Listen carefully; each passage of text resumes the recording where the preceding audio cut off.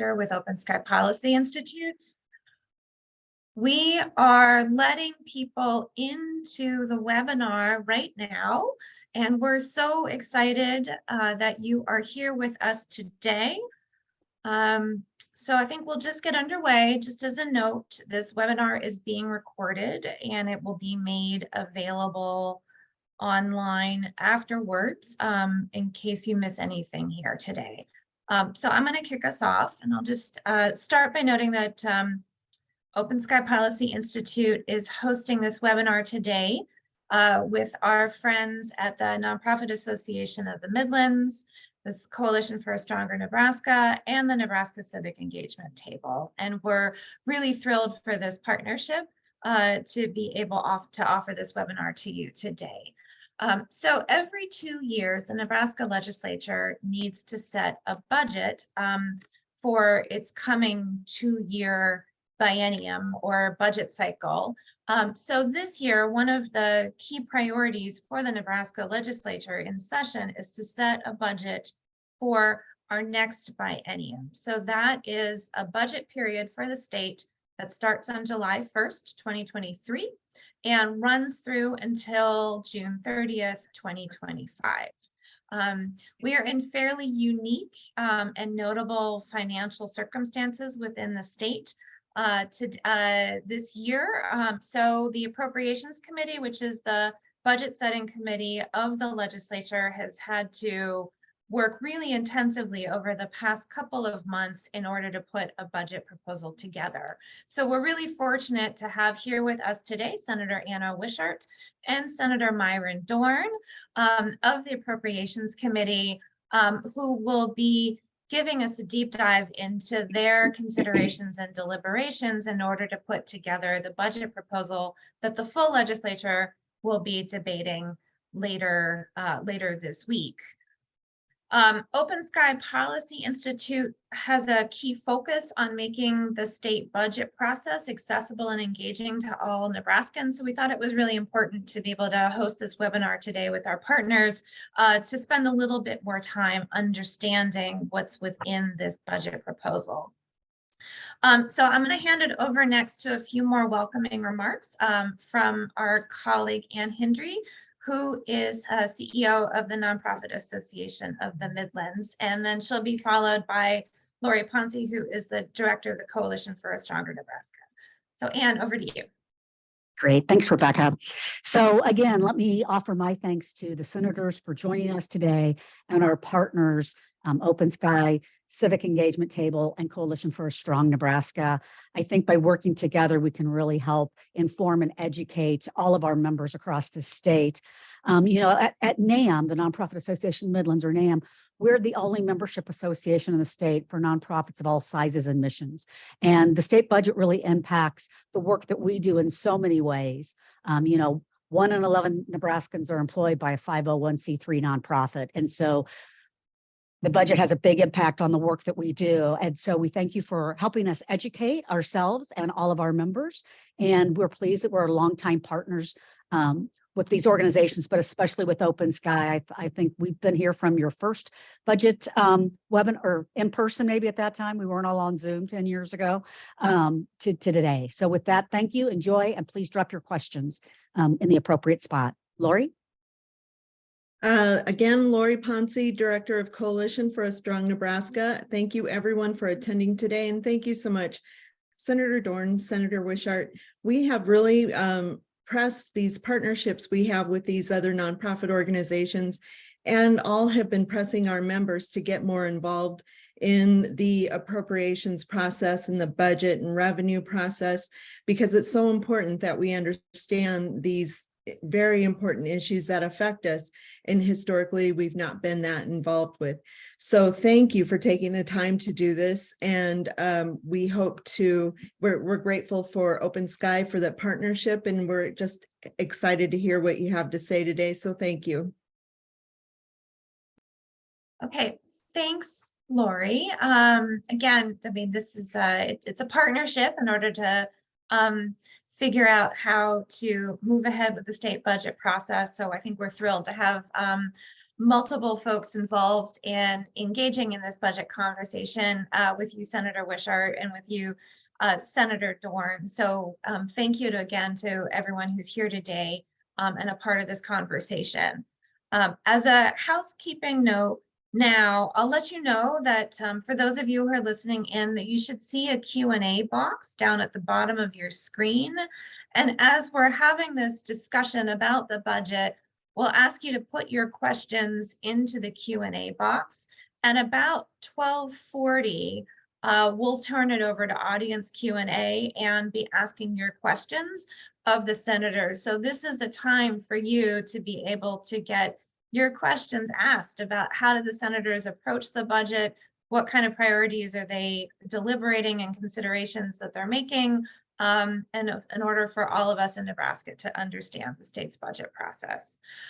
So with that, we'll start the conversation, and let's say Senator Anna Wishart, again from LD 27 in Southwest Lincoln, Vice Chair of the Appropriations Committee. Senator Wishart has been in the legislature since 2016, but has a long-standing relation with the legislature. We're so thrilled to have you here today with all of your appropriations expertise.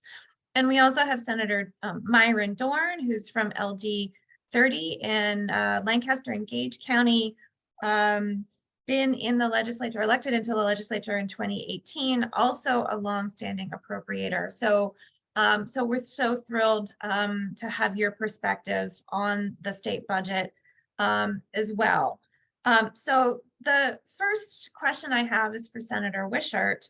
And that's just to sort of tee this up by saying that we're in really unique financial circumstances in the state this year with a fairly unprecedented fiscal position. We've had strong revenue growth over the past couple of years that led the legislature to come into this session with a $1.9 billion general fund surplus, as well as an almost unprecedented set of reserves in our cash reserve fund.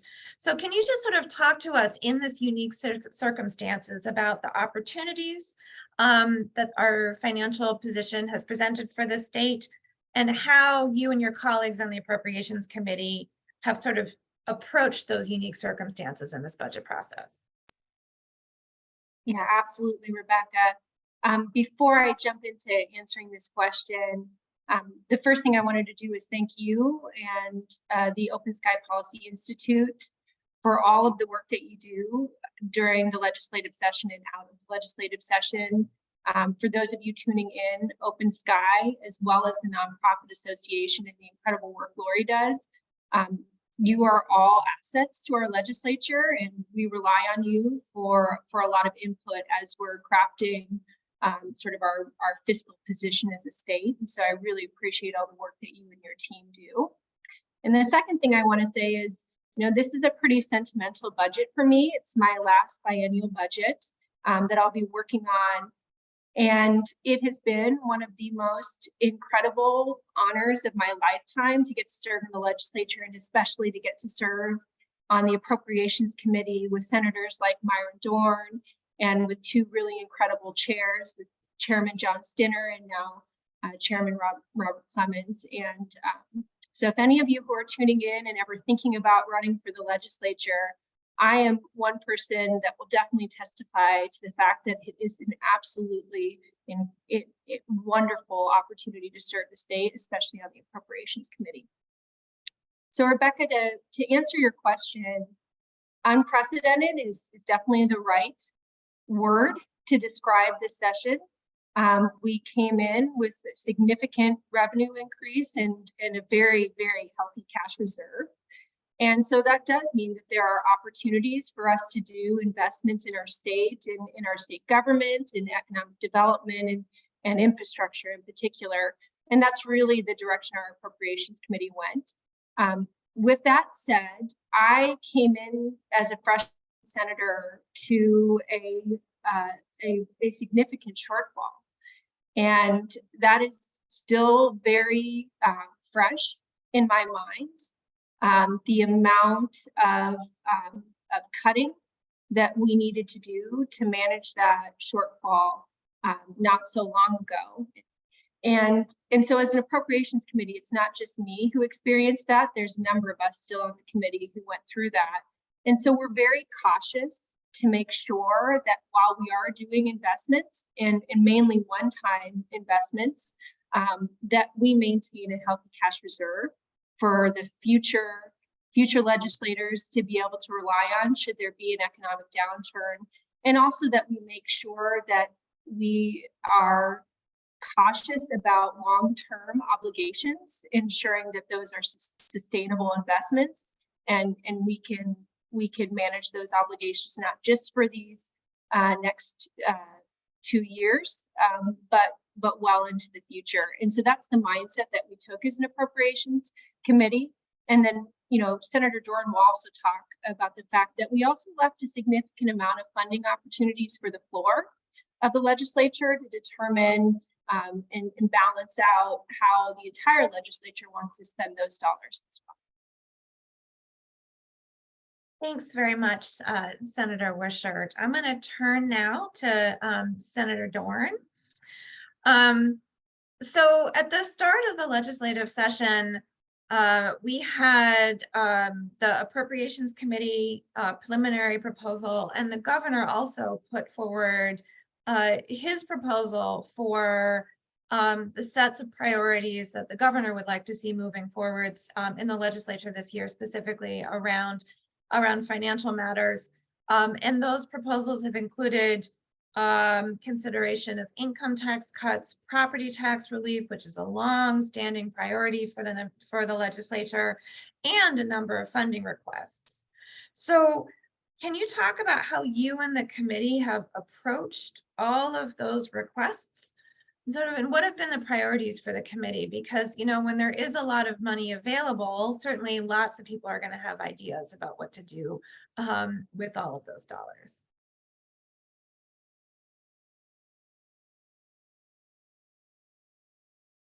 There we go. First off, thank you. Thank you very much for having me as part of this panel. And thank you to the Open Sky for hosting this and this webinar, and a lot of them like this, and all the work you do. Appreciate that very, very much.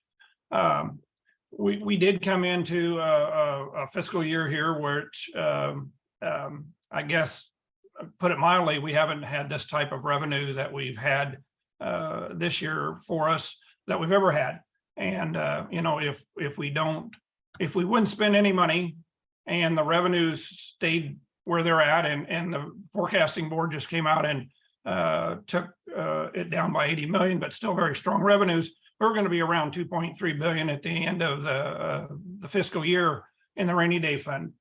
I think some of the priorities we had as a committee, and one that I've always had, and many of the committee members have, is yes, we have definitely opportunities now in how we allocate some of these funds and some of the projects that we do. Senator Wishart spoke about one-time spending and things like that, but also I call it the look forward and how we're going to be 4 years from now. Will the revenue stay strong? Will our spending, will we hold that down so that we still are very strong fiscally in 4 years? Part of what we did this year is when the Governor Pillen came forward with his budget with his fiscal staff, we did, as we went through the agencies, we really compared the agency's request to some of what the governor had in his proposals. But we also, as we moved forward, we looked at some of the bills that have come forward. I think 754 by Linehan, the income tax proposals, and how would that affect the budget? Where would that come out of? And what, in an overall bigger picture, how does that fit in? Also, Senator Breezy had his proposals for increasing the property tax credit fund, and how will that affect us? Where does that go forward? As we brought money to the floor, or as we brought things to the floor, I think originally in the early forecast we had out, or the early budget we had out, we had about 465 million to the floor in the general fund. We ended up with a little over 700 million in the general fund. Part of that reason, or part of that thinking there, is that these tax credits, many of them, they will come out of the general fund. They can't come out of the cash reserve. We did spend more money out of the cash reserve than originally. We're the end of the 23-24 season will be down to about a little over $1.26 billion. So part of that was using that cash reserve funding for the so-called $1 billion future education fund, the Perkins Canal Fund, to set that up, and also some money for the prison to finish that, and then appropriations of that. Much of what we did and much of the conversation a lot of times in appropriation is how do we not only position ourselves for the next 2 years, but what will that leave us, or where will we look like in 4 years from down the road, and will we be as strong fiscally as we are today? We sure don't want to. Senator Wishart mentioned some cuts they had to do the first year she was in here. We sure don't want that to have to face some of the senators 4 years from now. Right, thanks, Rebecca, Senator. Yeah, Rebecca, please.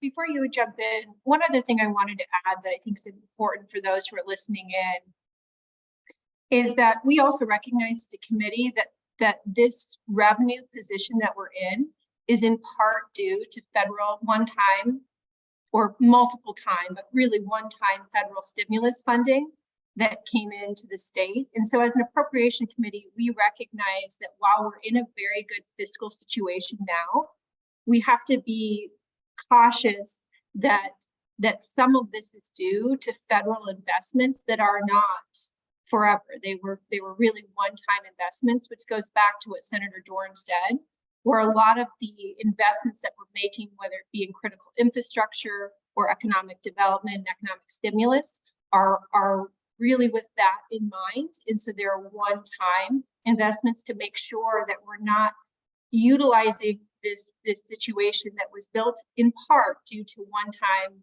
stimulus from the federal government for ongoing obligations that will be unsustainable in the long run. Rebecca, I'll add one more thing in there. We also had a lot of discussion in the committee about inflation and inflation the past year or 2 years, and where will that be at as we go forward, and how will that not only affect many of the expenditures of the state of Nebraska, but also the budget overall. So that has been that was a big part of the discussion this year. Okay, thanks, Senator. So I think I hear you both saying that you're looking to the future, so that budget decisions that are made in this year are going to continue to have the state set up for success, 3 to 4 years down the road. But they are also managing the unique circumstances that we're in right now with the extent of federal stimulus that the states received, as well as the fact that we're in conditions of high inflation, or have been for the past year or so. So I think that tees me up to the next question that I have, and maybe we'll start, Senator Wishart, with you to talk about this, and then see if Senator Dorn wants to step in. And that's if you can talk us through overall spending rates, which fund the bulk of the state's government operations and the work of the agencies in healthcare and education. So there's been some coverage in the press about this, but sort of how did you think about the sort of rate of spending growth that you wanted to put forward for the general fund overall? Thanks, Rebecca. So to update you, our final budget comes out with the average growth for the 2 years of the biennium at 2.3%.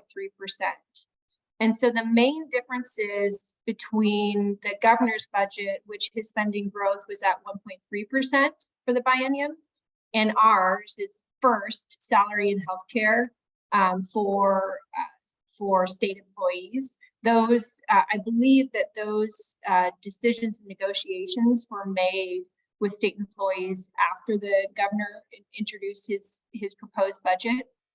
And so that there is a significant difference there in terms of funding.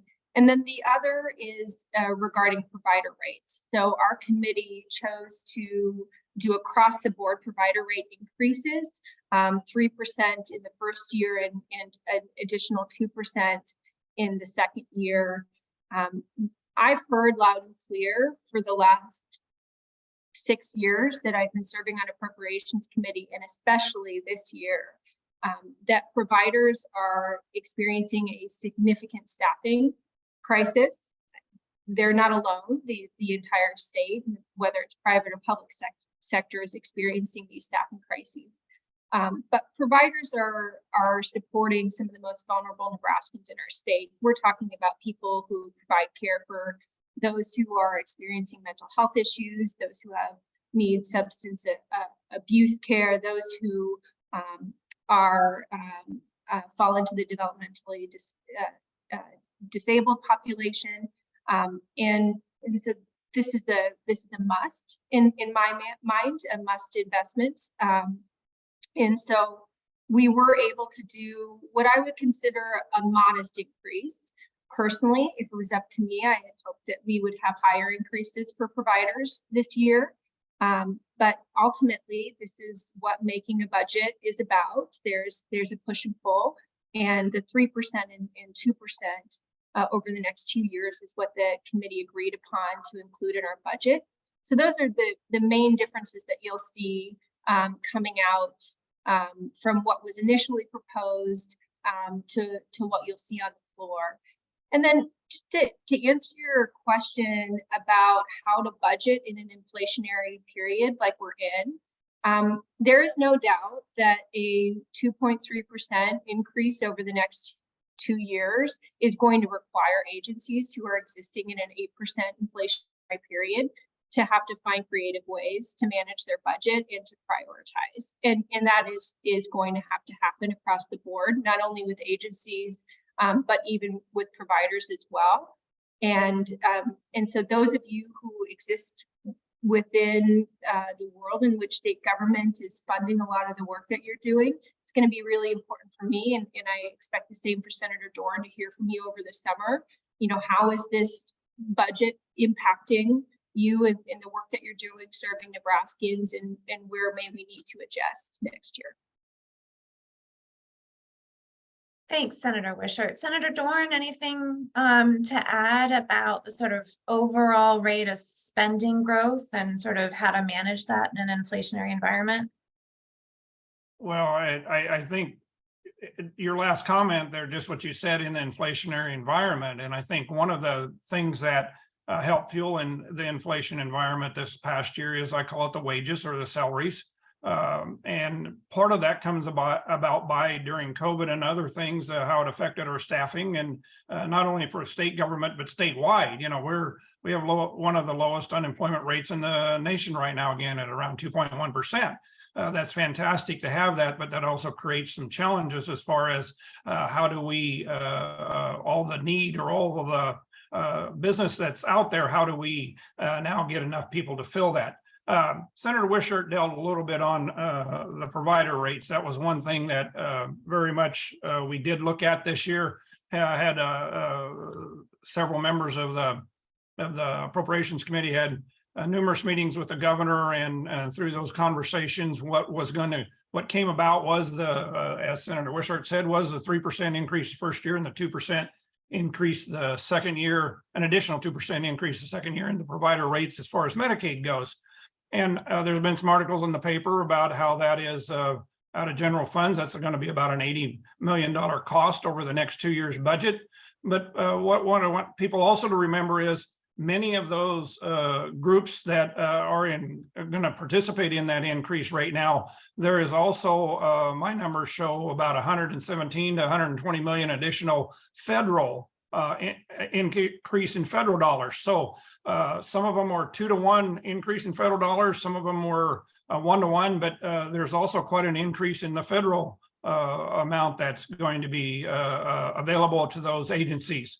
I found the list here that we worked with when we did the budget, and included in these are hospitals, nursing facilities, professionals, behavioral health, dental, assisted living, transportation, and home health.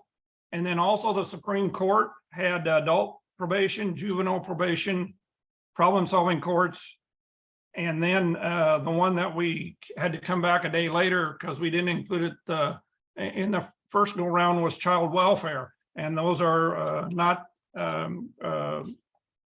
those are the ones that are not in state employees and how that increased. So like I said, there's a total of a little over 80 million in general funds in the next 2 years and 117 to 120 million in federal funds. So one of the things we've heard as we've continued through our process and through our bills that we heard in front of the legislature was how the hospitals, particularly in the rural areas, how some of the nursing homes and the reasons why the nursing homes are such short staffed and why some of them have been closing is because of the provider rates and the funding just hasn't kept up with, so that they can now, as wages increase in their areas, how they can meet those and be competitive and how they can stay open and fund all these things.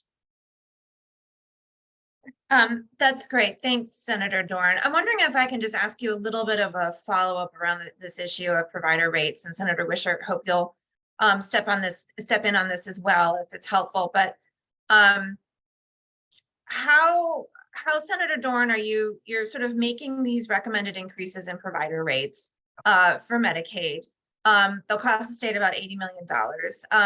That's in the context where there is a lot that's written about, provider shortages, particularly in rural areas, and sort of how do you make sure that healthcare infrastructure is sort of set up in a sustainable manner to serve the state of Nebraska? How do you weigh that against the potential need to make those investments with the fact that there is a potential ongoing cost to the state? So if you're thinking about it from a sustainability perspective, how do you balance like workforce shortage concerns with concerns about sort of the sustainability of those investments in the state budget?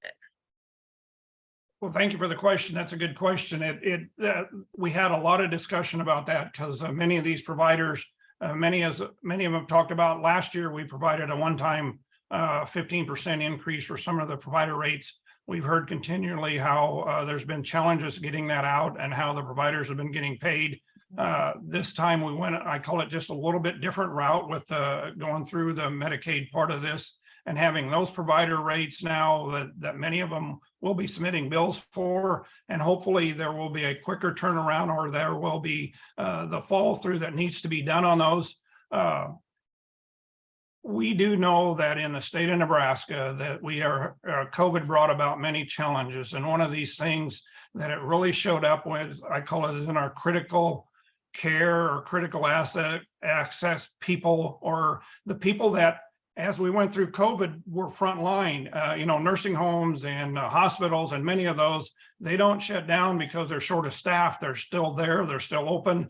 We heard of many nursing homes that they had more rooms available, but they just didn't have staff.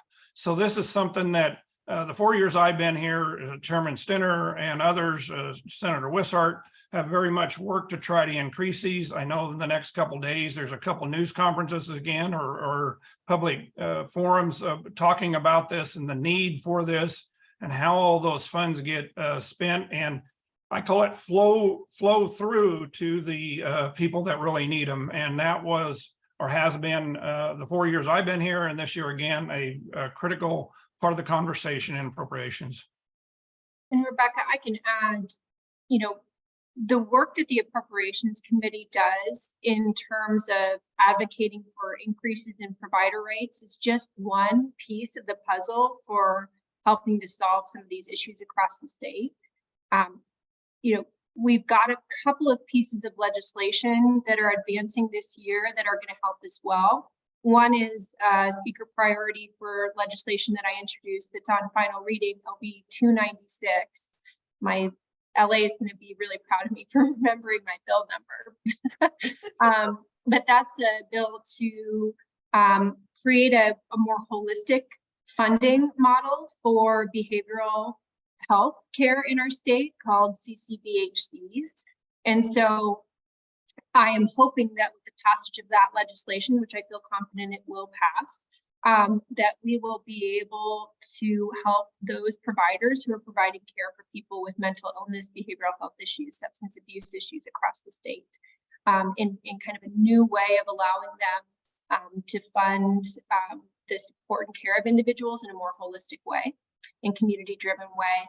Another bill that Senator Brewer introduced, and it was prioritized by Senator John Frederickson, is a bill to improve our telehealth systems in the state, which is essential, especially as I just got back from a weekend touring Fort Robinson and Chadron, and we have a very big state with a lot of needs across the state, and so being able to use sort of contemporary ways of providing healthcare is going to be important as a state as we move forward. So I feel pretty confident that legislation will pass. But the problems are definitely not solved, and from my perspective, they will only increase for us as a state when you look at our population trajectory is moving.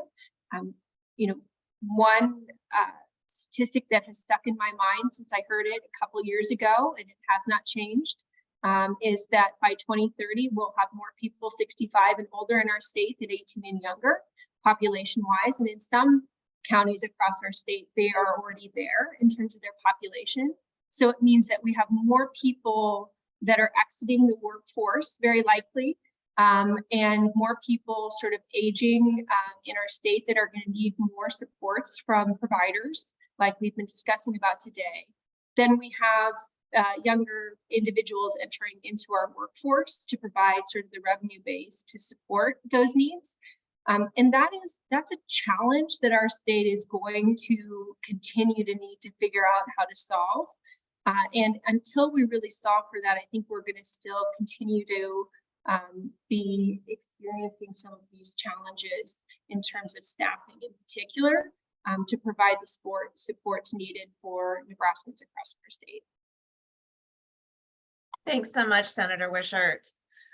I'd like to pivot now to some discussion of American Rescue Plan dollars. And Senator Wishart will ask you to help us with that, because I know you have spent an enormous amount of time and effort and really careful thought on thinking about how to navigate the state through the really tremendous opportunity that we've had with an extra $1 billion of federal funds from the American Rescue Plan that the Appropriations Committee worked with last year, and now is proposing some reallocation of those dollars this year. So can you just sort of talk us through what the committee is proposing about how you're thinking to reallocate those funds this year, and a little bit about sort of what's the rationale for why there is the need to reallocate those funds? Yeah, absolutely, Rebecca. So first of all, I want to say, I'm really proud of our legislature last year, working diligently to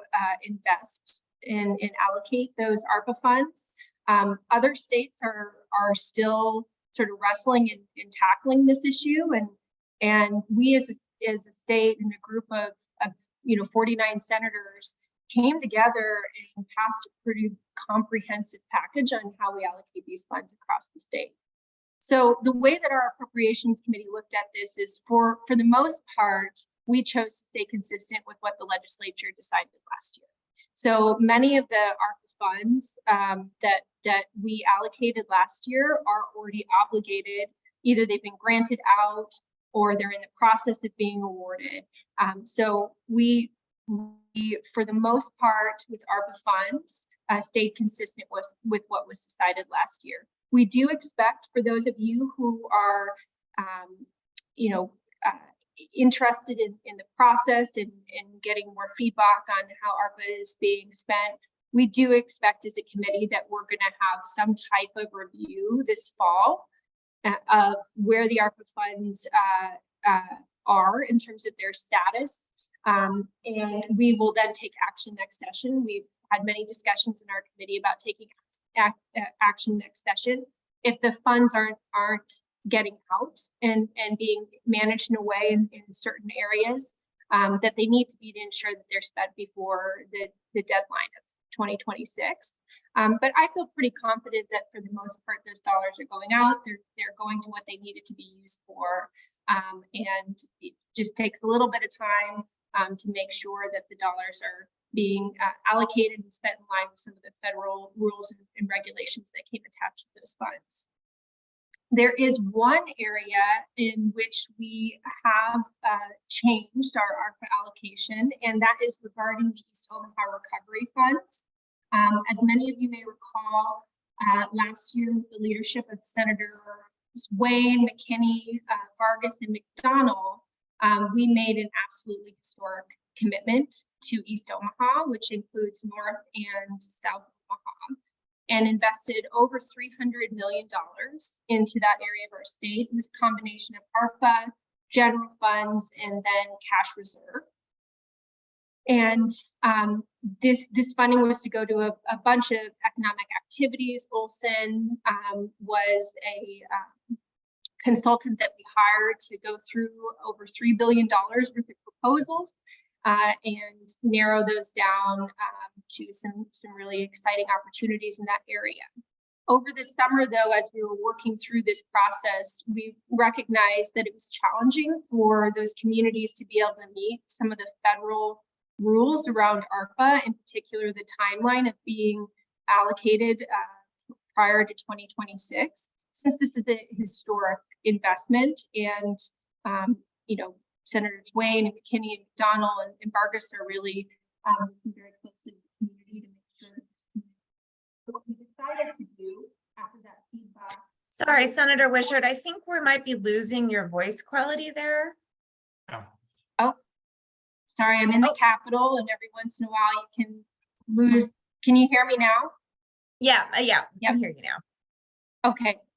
Do you want me to fill anything else in, or could you hear me pretty well? Could you fill in, you were starting to talk about how the core senators from Omaha were thinking about how to use the money, and then I think we lost you after that. Okay. And so over the summer, as part of the sort of Olsen work went on, and there were community groups and meetings, we came to the realization that that the federal funds come with a lot of requirements, in particular the timeline that would be challenging for that community to meet. And so what we decided instead this year's Appropriations Committee is that the unallocated ARPA funds, which was about $180 million of ARPA funds, instead we would invest cash reserve funds in that East Omaha recovery project. And that would allow for more flexibility and a longer time to make sure that this is a community-driven project. And so instead then we are utilizing the approximately $180 million, it's actually $179 million, like $200, but we're using those unobligated ARPA funds to invest in Lincoln and Southeast Nebraska's second water source. For those of you who have not been following this, Lincoln in particular is at a really pivotal point for our city, where we're going to need to have a second water source by the end of 2040. And it's about a $1.4 billion project for us to connect to the Missouri River. And then we would also feed a lot of the smaller communities around that region as well, with opportunity for a water source as well. And so $180 million is significant investment towards this portion of the state's water needs. And it will also allow us then to leverage those dollars with other federal funds so that the entire cost of the project doesn't fall exclusively on Lincolnites to fund. The way I think about it is we're doing a significant investment in the canal for the western portion of the state to make sure that we are prioritizing water access there. And then we're doing a significant investment in the eastern portion of the state as well when it comes to water prioritization. So when it comes to ARPA, that's the main area where you're going to see a difference. Otherwise, we're moving forward just like we did last year with continuing the appropriation of ARPA the way that we decided last year. I'll just add one quick thing. The fiscal office was able to put together in early February there for us somewhat of a report on the ARPA funds. And at that time in early February, about 110 to 15 million had been actually, I call it expended, or the checks had been wrote out. And in that report, they also showed that approximately a little over 600 million of those ARPA funds had been kind of like a name tag on them, or that they were going to be allocated for those projects. So we'll have, just as Senator Wishart said, hopefully by this time, by the start of next session, that we will have that all narrowed down, and we'll see where all those funds are going, and we can make some decisions then going forward. Okay, thanks, Senator Dorn. I'm going to make sure that we've got those numbers. So as you were coming into the legislative session, you were seeing that about $100 million of the ARPA funds had actually was in the process of being spent, and there was another $600 million that sort of where it was very clearly allocated. So then there was sort of maybe another 300 million or so, because it was about $1 billion fund amount total, where you were sort of looking at where there was a potential reappropriation. I think the number they gave us was around 112 billion. The checks had actually been wrote for, or they sent out, or whatever. And yes, that 600 million was different projects that maybe they didn't have the final name tag on them, but that they were all committed to certain types of projects. Okay. And now this legislative session is sort of saying about $180 million of that, of the 300 million that didn't have a name tag to it, is going to end up going to Lincoln Water. And then you'll continue as a committee sort of tracking that going forwards. But that a big change for East Omaha is that dollars are going to be used from the cash reserve rather than from ARPA, because some of those projects just may take a little bit longer to spend out or be implemented. Okay, great. Let's shift gears next to talk a little bit about revenue issues and how you're thinking to sort of make space for that within the budget overall. And Senator Dorn, I hope you can help us with that.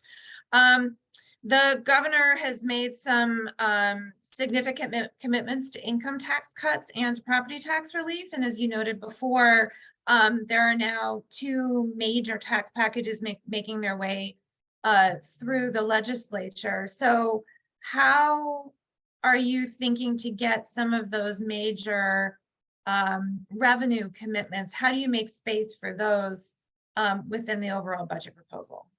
Well, one of the things we did add, especially in the last week or 10 days that we really worked on the budget, was we had some projects that could have been funded out of the general funds or out of the cash reserve. And we, in the Appropriations Committee, we made some commitments to, just as Senator Wishart said there, replacing the ARPA funds up in the Omaha projects. We took that out of cash reserve.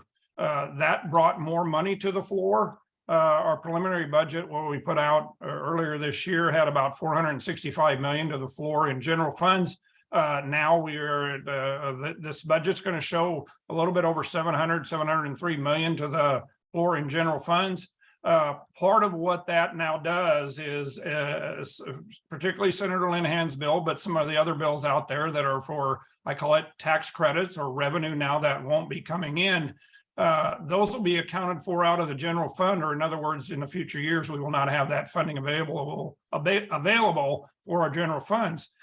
We could not take them out of the cash reserves. They had to be accounted for in the budget though, and they will be accounted for. What we end up on the floor now with some of those bills and where I call it the discussion ultimately ends up at, those are things that be decided in hopefully this part of this next week or the week after, as we have the discussion of the budget on the floor.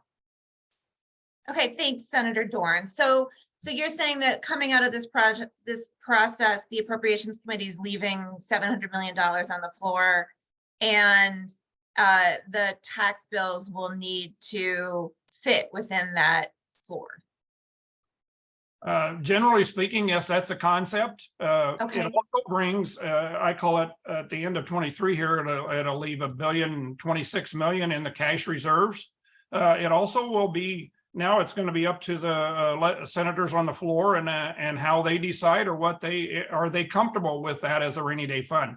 If you remember last year, as we went through the budget process last year, we were going to end up with about $1.24 billion in the rainy day fund for long-term funding. Well, that shot way up as our revenue continued very strong.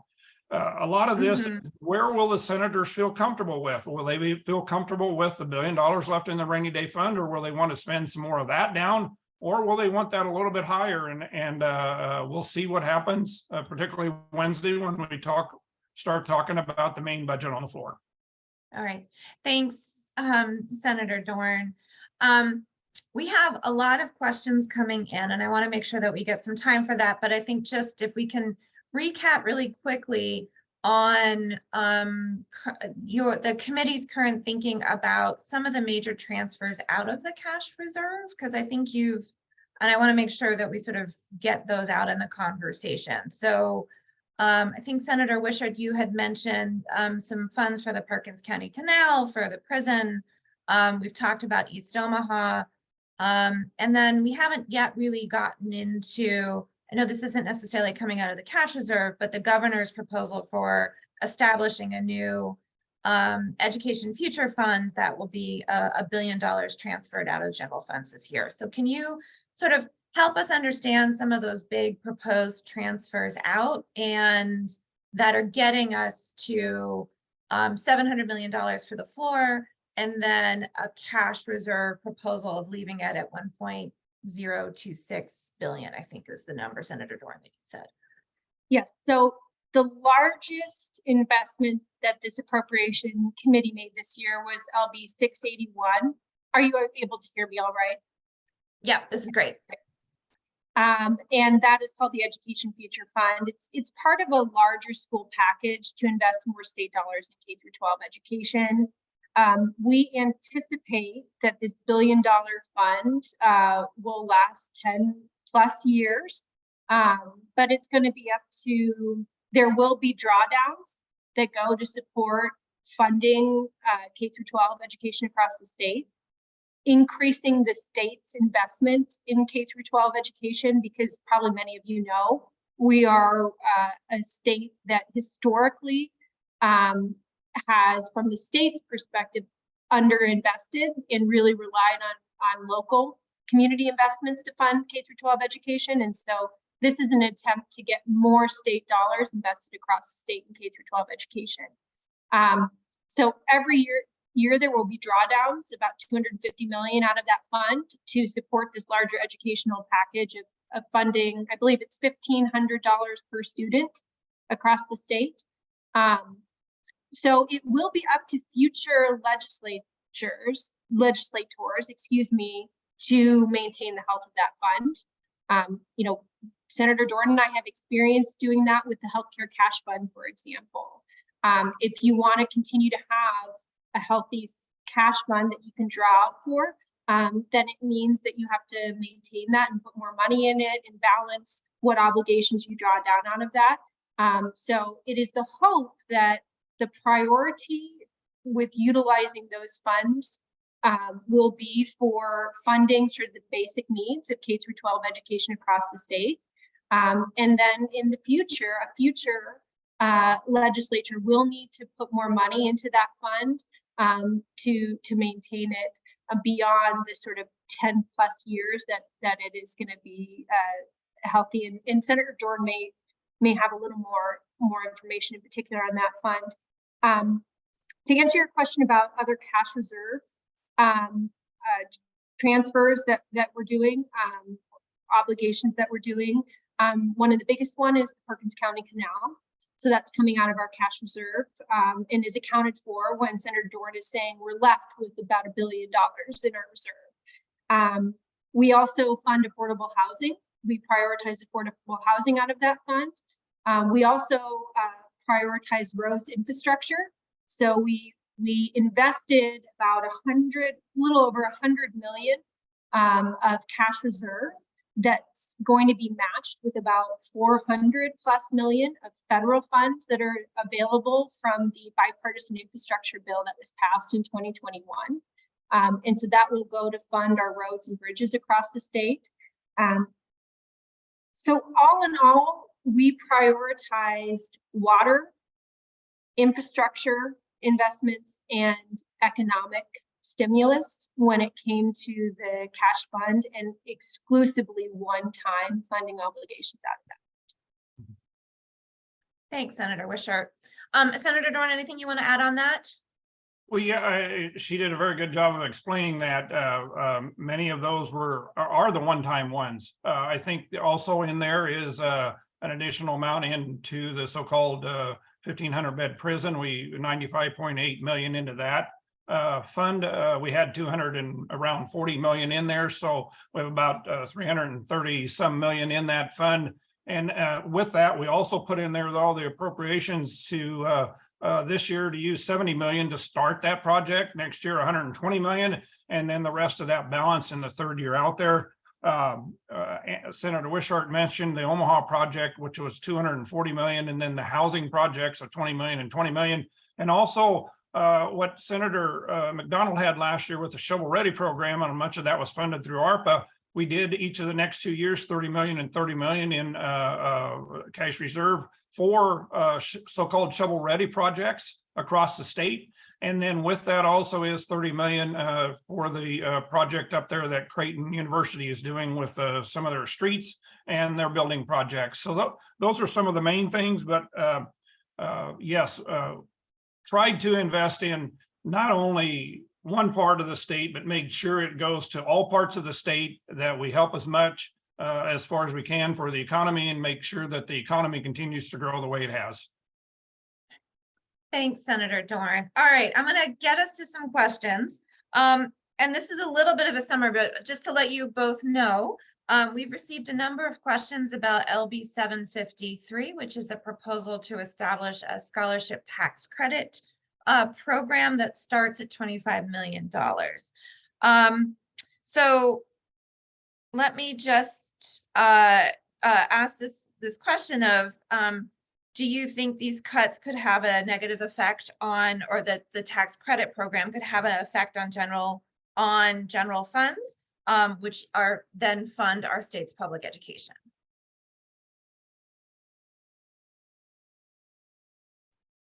I'll start. You know, that 753, it's on final reading, and I think it's 25 billion each of the next 2 years, and then there's other things built up in there. Will it or will it not? I think it's going to be up to the future legislature, really, how that turns out or not. It will have, it's going to take tax credits. It's going to take revenue now that the state will not be getting in and helping, I call it the private schools. There's pluses and minuses to this bill. And I know the public education is very much, they had a rally yesterday or the day before at the Capitol about how they're opposing this. This bill, Senator Linehan has introduced this type of legislation for the last 7 years. And, you know, right now it looks like it might pass. So it will have a definite impact on our revenue going forward. Senator Linehan, though, did pass out a sheet. I think that we have between 20 and 30, I call it tax credits, those types of programs that we do use here in the state of Nebraska with the Advantage Act, with the former Imagine Act, and all of those things. I guess that's backwards, Imagine Act now and the former Advantage Act. So it does get counted as we go forward in the process of forming the budget. It does get accounted for in the fact that those revenues will not be coming in. Thanks, Senator Dorn. Senator Wishart, anything to add on that? I think he did a good job of describing. Again, this is the negotiations that have to go on the floor in terms of the appropriations and revenue that will happen over the next series of weeks. Thanks, Senator Wishart.